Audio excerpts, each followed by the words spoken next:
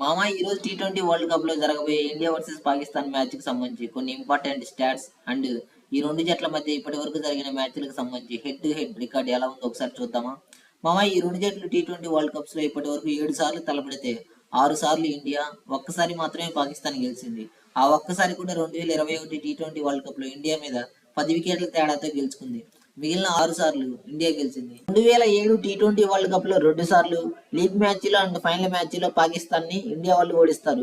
అలాగే 2012, 2014, 2016 అండ్ 2022 ఈ అన్ని టీ20 వరల్డ్ కప్ లో ఇండియా వాళ్ళు పాకిస్తాన్ ని ఓడిస్తారు మామ. ఈ రెండు జట్లకు సంబంధించి కొన్ని ఇంపార్టెంట్ స్టాట్స్ చూద్దామా.